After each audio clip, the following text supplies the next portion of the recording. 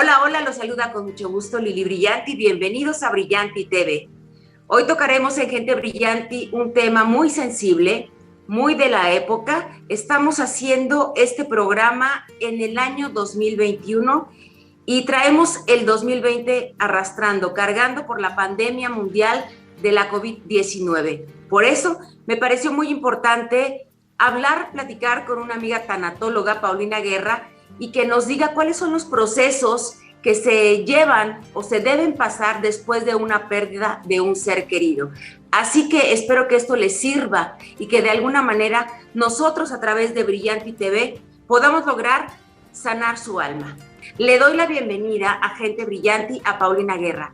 Hola, Pau. Hola, Lili, ¿cómo estás? Mucho gusto, muy contenta de volverte a ver. Gracias. Igualmente, gracias a ti por aceptar esta entrevista y porque platicábamos hace un momento antes de empezar esta transmisión de que todos hemos tenido en esta pandemia una pérdida. No solamente pérdidas por esta enfermedad, la COVID-19, sino también otra pérdida quizá que en medio de esta pandemia mundial se nos atraviesa, alguna que otra enfermedad, algún accidente quizá. Le vamos a llamar desafortunadamente una muerte. Pero vamos a aterrizarnos solamente en el tema de la pérdida de la pandemia, de esto que nos ha arrebatado la enfermedad, algún miembro de nuestra familia. Yo quisiera en primer lugar que me definas qué es la tanatología. Thanatos, muerte, logos, tratado. Es un principio en el que antes se pensaba que solamente los tanatólogos hacíamos acompañamiento a los moribundos o a los enfermos crónicos terminales. Hoy sabemos que los tanatólogos también hacemos acompañamiento a todas aquellas personas que tienen una pérdida significativa en su vida. Claro, sin duda significativa. Y yo te pregunto entonces, ¿cómo podemos llevar a cabo este proceso de la pérdida de un ser querido? Sin duda hay pasos. ¿Cuáles son y cómo debemos llevarlos a cabo? Mira, Elizabeth Kubler-Ross, que se le considera la madre de la tanatología, habla de 5 etapas del duelo. La primera es la negación, la segunda es el enojo, la tercera es la negociación, la cuarta es la depresión, que a mí me gusta llamarle una tristeza profunda, y la quinta es la aceptación. Antes de llegar a la aceptación es bien importante también poder trabajar las tareas del duelo. Warren es uno de los que se ha dado la tarea de complementar las etapas del duelo. A lo que nos invitan primero las etapas del duelo, que no es que las tengamos que vivir una a una, sino que podemos fluctuar entre ellas, es poder identificar, Lili, cómo nos estamos sintiendo cuando nos dan el diagnóstico de que un familiar o nosotros mismos tenemos COVID o se ha dado ya el fallecimiento. ¿Cómo me siento enojado? Triste. Y es una tristeza bien profunda que nos genera muchas cosas, ansiedad, ataques de pánico. ¿Cómo me estoy sintiendo? ¿Cómo valido estas emociones, estos sentimientos que me genera el proceso de la muerte, de la enfermedad mía o la enfermedad de un ser querido? ¿Cómo las vivo? ¿Cómo las hago mías, Lili? Sí, sin duda hemos aprendido de manera obligada a saber digerir un poco esta noticia cuando nos llega en lo personal, con alguien en casa, con alguien muy cercano, con alguien muy querido. Pero hablemos de los más de 180,000 personas, pacientes que han perdido la vida y de los familiares de todos ellos. ¿Cómo superamos este número? En este momento estamos en tercer lugar del mundo de pérdidas, de muerte ante la pandemia.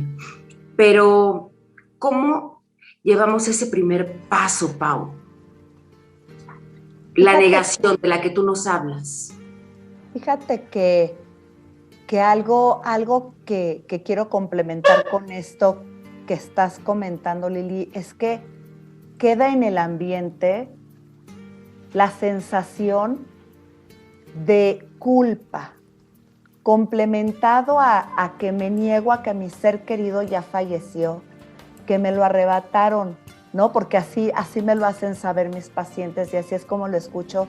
Me arrebataron, esta enfermedad me arrebató a mi ser querido. No estábamos preparados para esto. Entonces es la negación, no lo puedo creer. Incluso he sabido de personas que me dicen, pero es que estaba bien hace unas horas y murió. Entonces, cuando esto sucede, es intempestivo. Se tiene que dar la negación, el enojo como un proceso natural del ser humano. ¿Qué puedo hacer? Y algo, que queda también en el ambiente, la culpa. El yo pude haber hecho más. Si yo lo hubiera llevado antes al médico, se le hubiera abierto incluso más el oxígeno, se hubiera encontrado una cama y nos llenamos de hubieras, Lili. ¿Cómo poder aceptar que mi ser querido ya murió a manos de una enfermedad que es una pandemia? Entonces, además es que el cambio es social, el sentimiento es a nivel mundial. Suena fácil como lo voy a decir, Lili, pero siempre dando gracias por haberlo conocido. Podernos dar cuenta que hicimos el mejor bien posible por la persona que ya murió, que hicimos todo lo que estaba en nuestras manos, todo. He sabido de personas que se forman 6, 8 y 10 horas para conseguir un poco de oxígeno. Entonces me queda claro que los familiares hacen todo lo que pueden por la persona que tienen enferma en ese momento.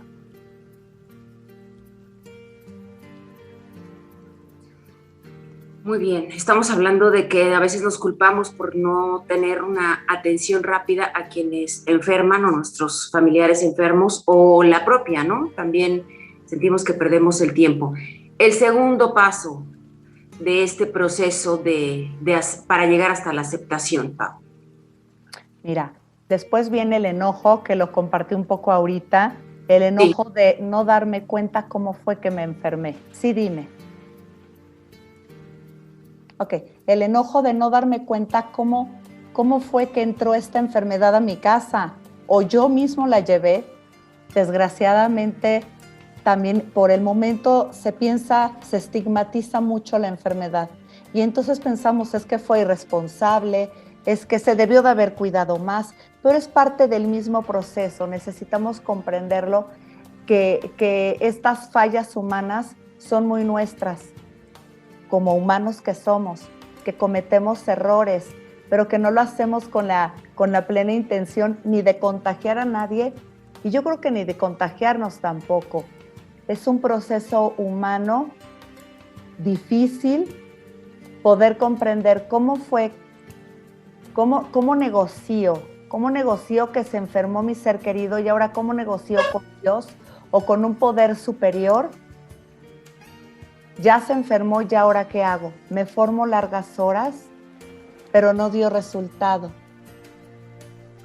Sí, me di todos los medicamentos. Al principio estas etapas o estas fases, la negación, el enojo, esta que ya te cuento que es la negociación, parecieran que son como muy frustrantes al principio, Lili, pero necesitamos ir navegando en ellas para podernos ir reconociendo cómo me estoy sintiendo y dónde me estoy situando, porque me llevarán más adelante hacia la aceptación.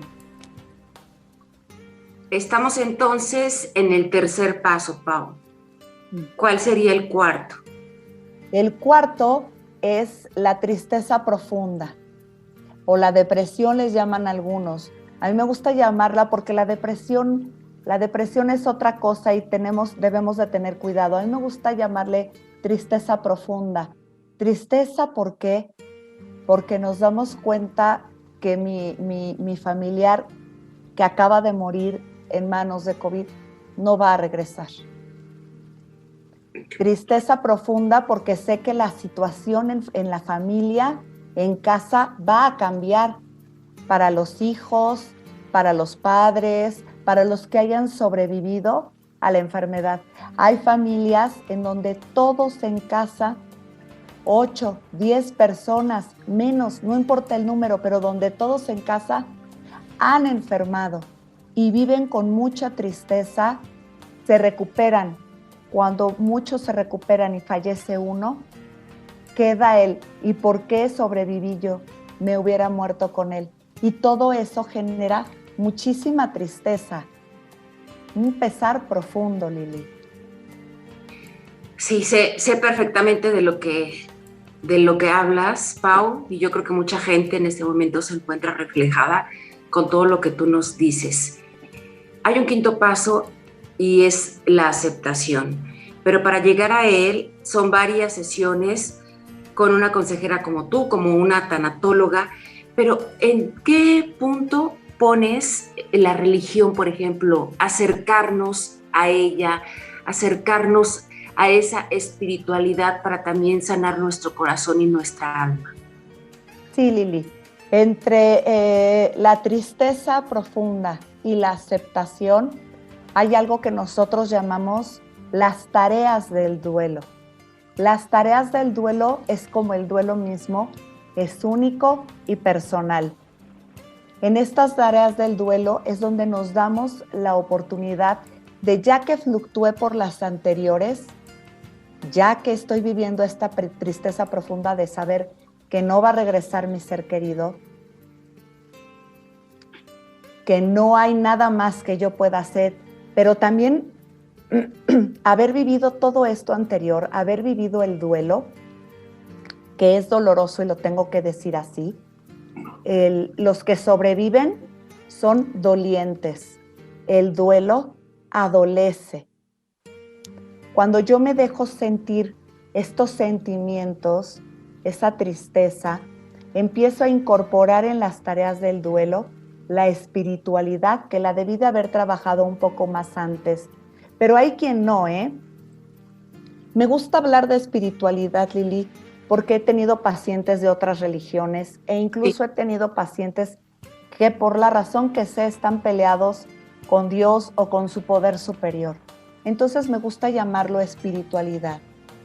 ¿Cómo me doy cuenta cuando empiezo a valorar ese legado, que no hablo de lo material, sino del legado espiritual que me dejó la persona que murió? El abuelo, la abuela, los padres, los hermanos. ¿Qué viví contigo? ¿Qué hizo que esa historia en común, que ese vínculo de amor hoy tenga un significado? Que tu enfermedad, que tu agonía no haya sido en vano y le dé sentido a esta vida que estoy viviendo y al futuro que me espera.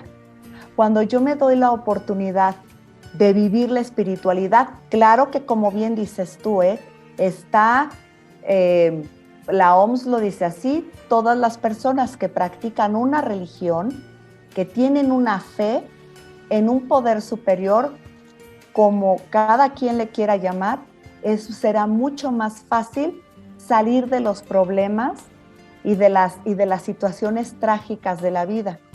Si tengo alguna problema con la religión, me acerco entonces también a ejercer la espiritualidad. ¿Qué viví contigo? ¿Qué le dejo? ¿Cómo les transmito yo a mis hijos, a mis seres queridos, lo que tú y yo tuvimos en común? Esta unión de amor, este vínculo. ¿Cómo hago que tu legado trascienda a través del tiempo? Claro, esa es una tarea súper importante, pero fíjate que me voy a detener en un punto y regresar ahora que tocas la familia.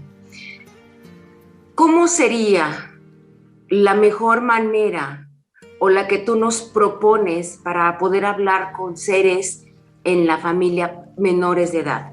Llámese los hijos, llámese los primos, cuando se pierde a alguien. ¿Cómo será la mejor manera de decirles a ellos esta noticia?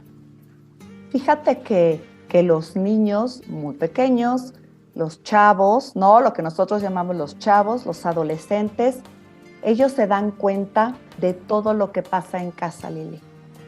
No hay modo. Y ahorita con la pandemia, que estamos todos en el mismo lugar, unos porque es un lugar muy pequeño y otros porque es muy grande. Pero la verdad es que los niños, los hijos, nos leen a nosotros los adultos por lo que decimos y por las cosas que guardamos en silencio, ¿eh? Sí. Entonces, yo creo que aquí lo que valoran mucho los niños y los adolescentes es que se les hable siempre con la verdad, que no se les oculte nada.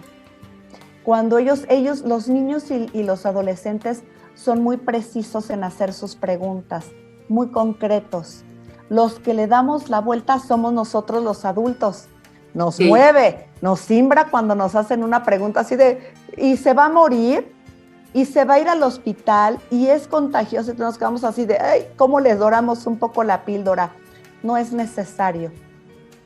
Hay que, eso sí, crear el ambiente, no hacerlo entre la prisa y los gritos, sino buscar el momento que sea algo íntimo, algo oportuno, poderlos sentar, hablarles con claridad, con palabras a su edad, poderles explicar, tal vez a lo mejor sin entrar mucho a profundidad, pero sí explicarles, mira, tu papá está enfermo o abuelita está enferma, está contagiado, necesitamos cuidarnos y si ya falleció, poderlos incorporar a los rituales pues de velorio y de despedida, Lili.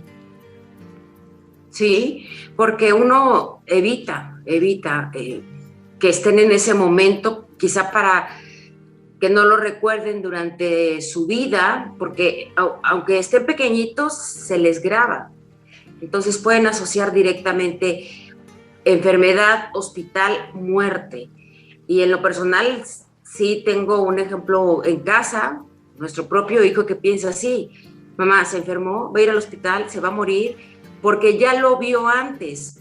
Entonces, está bien que crezcan sabiendo la realidad, la cruda realidad de las cosas, por lo que tú me estás diciendo, porque sí, queremos como papás ocultar o buscar el camino adecuado como para que no les duela tanto, para que el impacto sea menor. Sin embargo, pues ellos a veces nos dan más lecciones como pequeños que nosotros a ellos como adultos.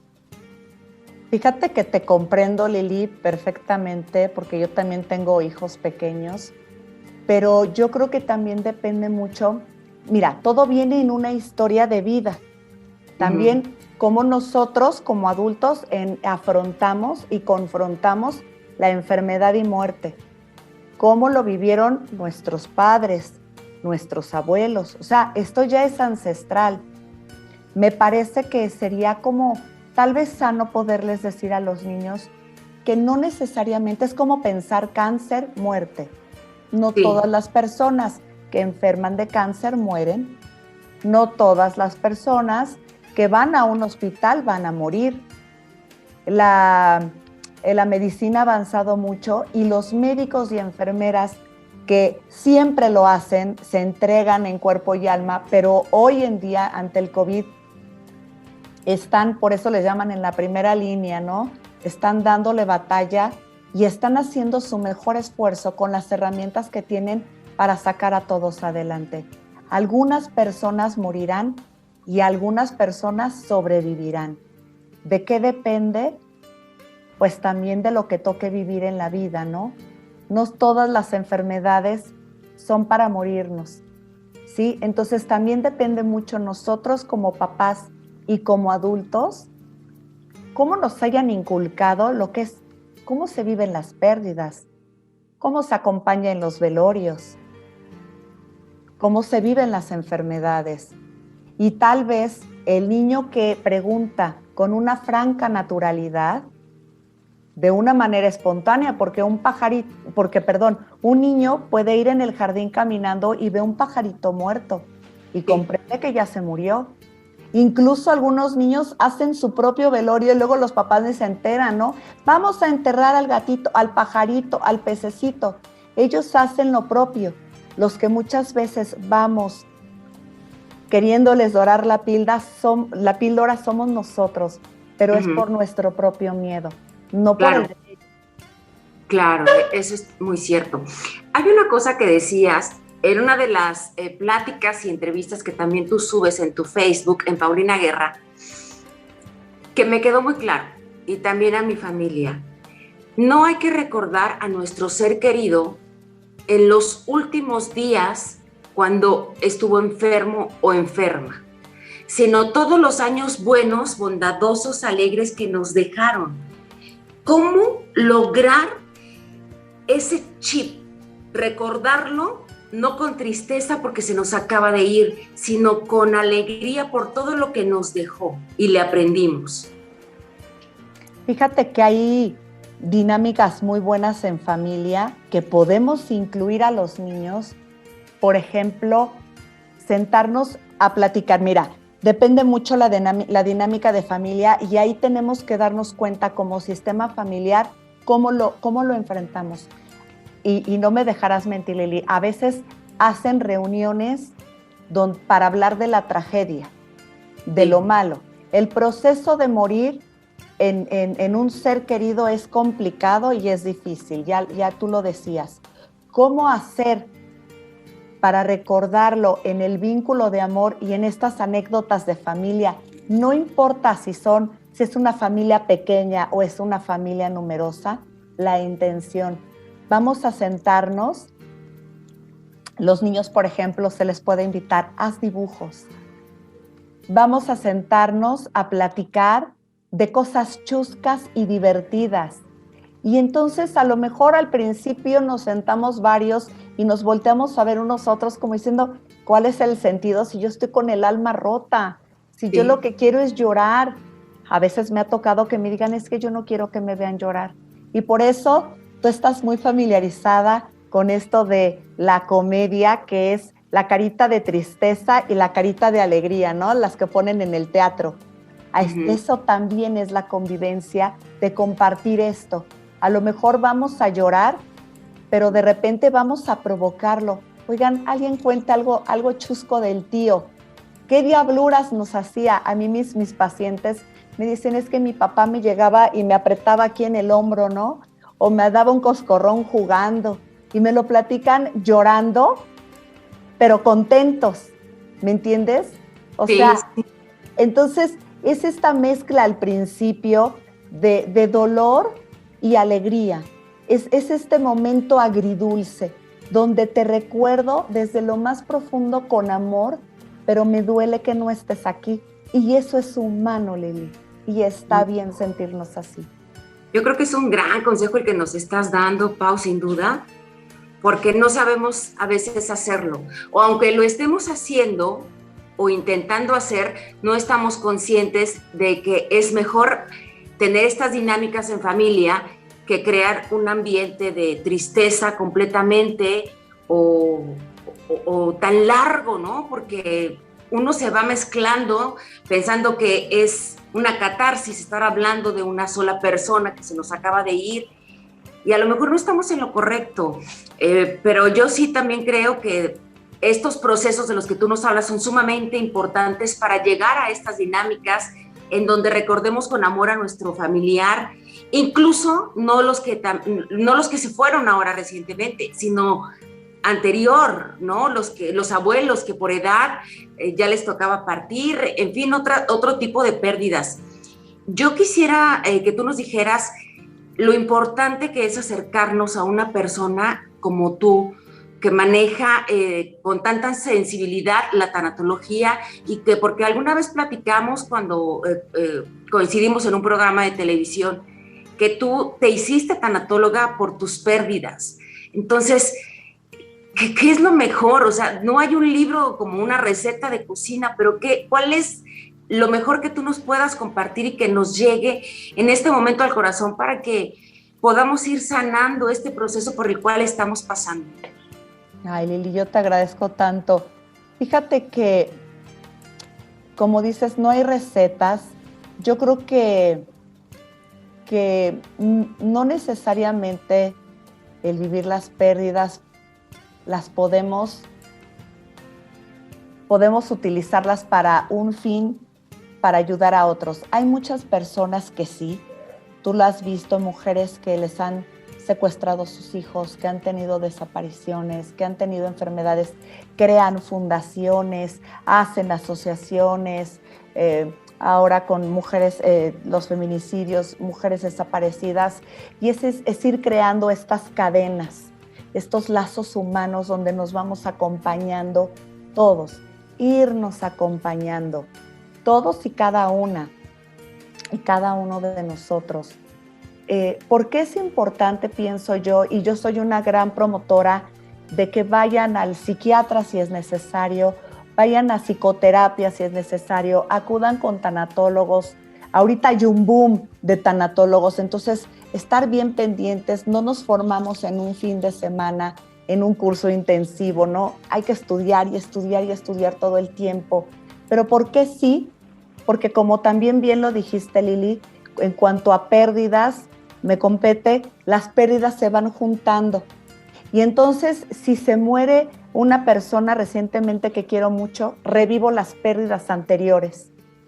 Entonces ya no estoy hablando de la pérdida de hoy, o la pérdida de trabajo, o el divorcio, o la muerte de mi familiar por COVID. Estoy hablando de que ya se van juntando las anteriores y entonces, ¿cuántas crucecitas chiquitas, cuántas pérdidas pequeñas llevo en mi corazón?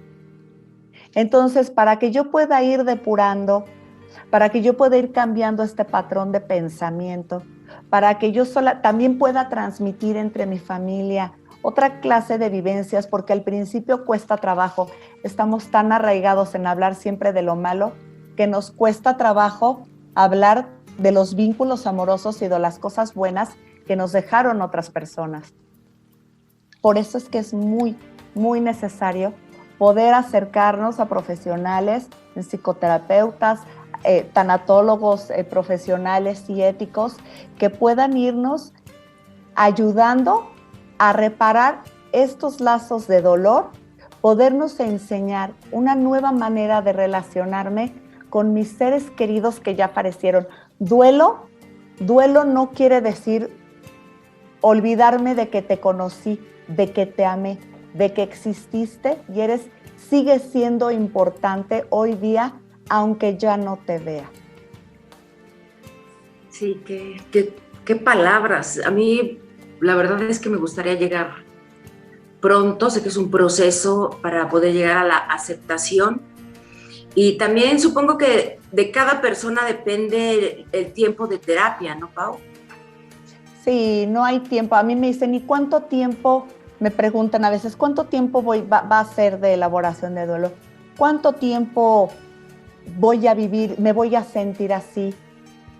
Y yo les digo, el duelo hay que vivirlo, todas las pérdidas hay que vivirlas, hay que sentirlas, hay que trabajarlas. ¿Cuánto tiempo? Tú te vas a ir dando cuenta cuando empieces a generar nuevos proyectos, nuevas maneras de pensar, cuando digas, sé que no te voy a revivir, sé que no vas a regresar, pero sé que estás conmigo, sé que me acompañas y tu recuerdo, el haberte conocido, el aceptarlo, me ayuda para crear. Tengo pacientes que hacen nuevos proyectos de vida, a raíz que a lo mejor siempre se dedicaron a algo que no les gustaba y a raíz de un sufrimiento y de una pérdida tan fuerte, como puede ser la pérdida de la mamá, por ejemplo, o del padre, inician nuevos proyectos, nuevos trabajos y es como que despuntan y es así de, bueno, hasta fuegos artificiales salen, ¿me entiendes? Pero digo, Sí. tú eres el protagonista de la historia y te vas a ir dando cuenta. Paulatinamente todo se vaya acomodando, todo lo vas a ir acomodando cada cosa en su lugar. Ojalá, yo deseo que todos los que nos están viendo aprendan a asimilarlo, lo que nos está sucediendo, a que sepan también que hay personas como tú, Paulina Guerra, que nos pueden ayudar a sanar nuestro corazón y a cambiar de alguna manera nuestra vida, aprender a vivir con esas pérdidas, asimilarlo, a pasar por este proceso de duelo, a aceptarlo y a seguir viviendo, porque también considero que todos tenemos una misión aquí en la vida, en la tierra, y que muchos tenemos personitas que dependen de nosotros, de nuestra felicidad, de nuestra estabilidad y que hay que seguir adelante. Quizá es fácil decirlo, mas no llegar a realizarlo.